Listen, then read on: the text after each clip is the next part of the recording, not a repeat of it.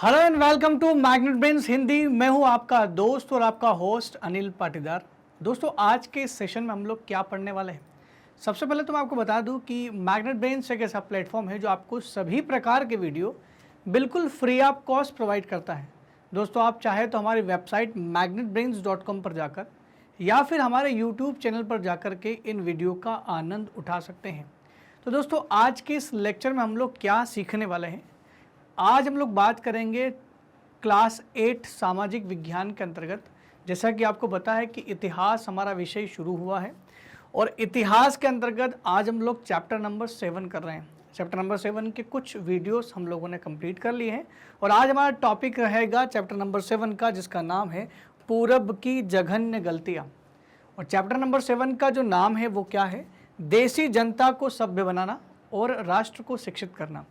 देसी जनता को सभ्य बनाने का मतलब होता है कि भारतीय जो जनता है उसको सभ्य कैसे बनाया जाए।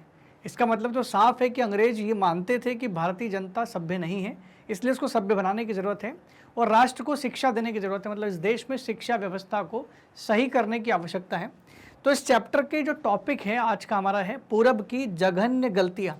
इसका मतलब क्या है, थोड़ा सा हेडिंग को हम लोग जस्टिफाई कर लेते हैं, क्लियर कर लेते हैं। मतलब क्या है पूरब की जघन्य गलतियों का? मुझसे मतलब ये है कि अंग्रेज मानते थे कि पूर्वी, देखिए दो तरीके ज्ञान, एक तो पश्चिमी पाश्चात्य संस्कृति थी और एक पूर्वी संस्कृति थी।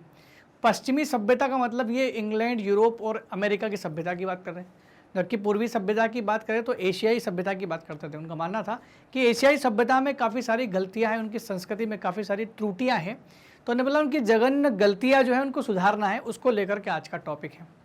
क्योंकि हमने प्रीवियस लेक्चर में ये समझा, थोड़ा सा इसको मैं कनेक्ट कर रहा हूँ प्रीवियस लेक्चर से, जहाँ पर जिसका नाम था कि अंग्रेज शिक्षा को किस तरह देखते थे। तो प्रीवियस लेक्चर में हमने पढ़ा कि विलियम जोन्स और कॉलब्रुक करके कोई दो जो व्यक्ति थे, उन्होंने काफ़ी सोच समझ के निर्णय लिया था कि अंग्रेज़ों को भारतीय शिक्षा को उनके हिसाब से बढ़ाना चाहिए, न कि अंग्रेजी शिक्षा को थोपना चाहिए। उन्होंने बोला कि भारत की जो पुरानी संस्कृति और संस्कृत और फारसी के जो महाकाव्य हैं, पुराने साहित्य हैं, उन्हीं की शिक्षा भारतीयों को देना चाहिए, न कि अजनबी विषय को पढ़ाना चाहिए। ये उनका मानना था। और इसी के चलते अंग्रेज़ों ने कलकत्ता में एक मदरसे की शुरुआत की और बनारस में हिंदू विश्वविद्यालय की स्थापना भी की थी, जो आज भी हिंदू कॉलेज के नाम से आज भी प्रसिद्ध है वाराणसी में। तो हम लोग आगे बात करते हैं कि कुछ अंग्रेज ऐसे भी थे, बाद में अंग्रेज अफसरों ने क्या किया, भारत की जो प्राच्यवादी दृष्टिकोण है उसका आलोचना किया। प्राच्यवादी का मतलब भी हम लोग लास्ट लेक्चर में समझ चुके थे। प्राच्यवादी का मतलब होता है कि एशियाई भाषा और संस्कृति का प्रॉपर ज्ञान होना। तो जिन व्यक्तियों को एशियाई भाषा का ज्ञान होता था उनको प्राच्यवादी बोलते थे, और प्राच्यवादी दृष्टिकोण का मतलब होता है एशियाई संस्कृति। तो ये कुछ अंग्रेज अफसर थे जो शिक्षा के प्राच्यवादी दृष्टिकोण की आलोचना करने लगे थे। उनने बोला कि प्राच्यवादी दृष्टिकोण सही नहीं है। उनका कहना था कि पूर्वी समाजों का जो ज्ञान है, पूर्वी समाज मतलब भारत का, मान लो भारत पूर्वी समाज में आता था, पूर्वी समाज का जो ज्ञान है उस ज्ञान में त्रुटि है, बहुत सारी त्रुटियों से भरा हुआ है और अवैज्ञानिक है, जिसमें कोई वैज्ञानिकपन है ही नहीं। मतलब कोई तकनीकी ज्ञान नहीं है, पुरानी रीति रिवाज के ऊपर चल रहा है, अंधविश्वास के ऊपर चल रहा है, बाबाओं का जो है जो सिस्टम चलता है। आज भी हम लोग देखते हैं ना, बहुत सारे लोग आज भी तंत्र विद्या पर विश्वास करते हैं। आज भी बहुत सारे लोग जो हैं दूसरे के मतलब केवल कोई आंख बंद करके सब कुछ बता देता है।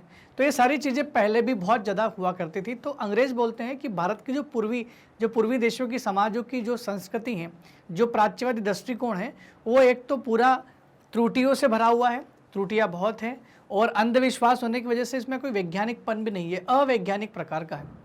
उन्होंने दलील दी। क्या दलील दी? दलील देने का मतलब होता है उन्होंने समर्थन दिया, उन्होंने सजेस्ट किया कि अरबी और संस्कृत भाषा व साहित्य के अध्ययन को बढ़ावा नहीं देना चाहिए। कि भारत में अंग्रेज़ों ने जो मदरसा खोल करके और हिंदू विश्वविद्यालय या हिंदू कॉलेज बना करके संस्कृत भाषा और अरबी फारसी भाषा का जो बढ़ावा देने का प्रयास किया, सरकार को वो नहीं करना चाहिए, क्योंकि ये वैसे ही ऑलरेडी त्रुटियों से भरा हुआ है। ऐसे में आप भारतीय लोगों को सभ्य नहीं बना सकते।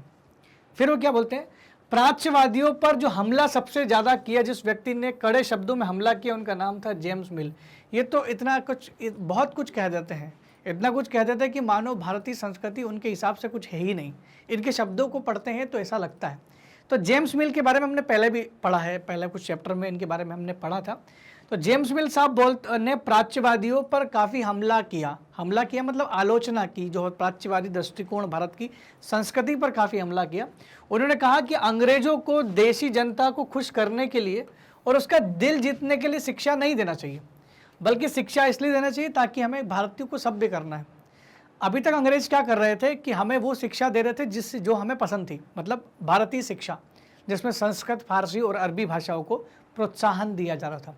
जेम्स मिल कहते हैं कि भाई ये शिक्षा सही नहीं है, अंग्रेजों को इसलिए शिक्षा नहीं देना चाहिए कि वो खुश हो जाए, हमें भारतीयों को खुश करने की ज़रूरत नहीं है, हमें उन्हें शिक्षित करना बहुत ज़रूरी है।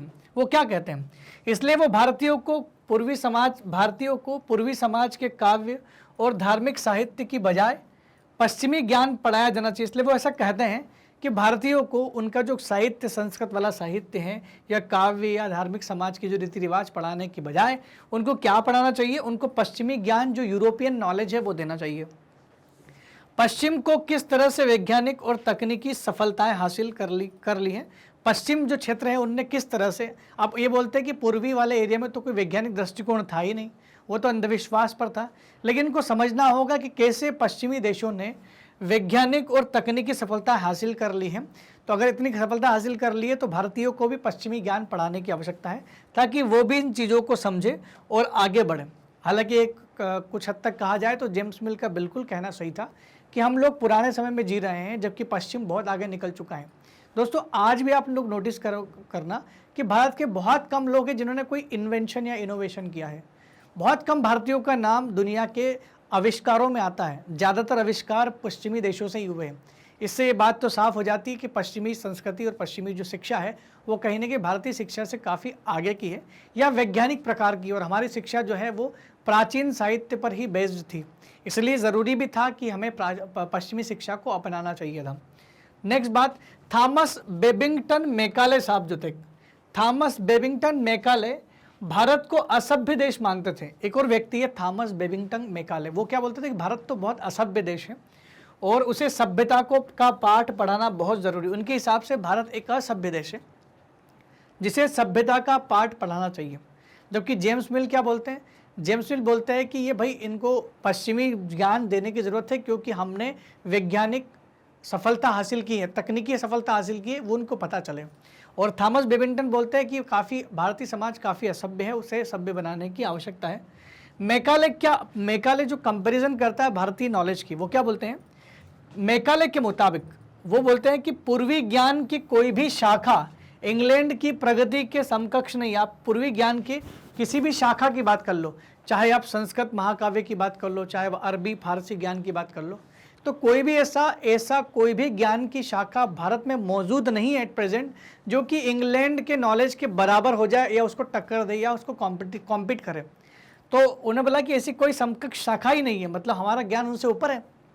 दूसरी बात बोलते हैं कि एक अच्छे यूरोपीय पुस्तकालय का केवल एक खाना ही, देखो कितनी बड़ी बात बोली उन्होंने कहा कि हमारे यूरोपीय में जो पुस्तकालय हैं, जो लाइब्रेरी हैं, उन लाइब्रेरी में से एक खाना उठा लो, खाली अच्छे पुस्तकों का खाना, वो खाना पूरे भारत के देशी साहित्य के बराबर है। आप सोचो, पूरे भारतीय साहित्य की आलोचना उनने इस तरह से की।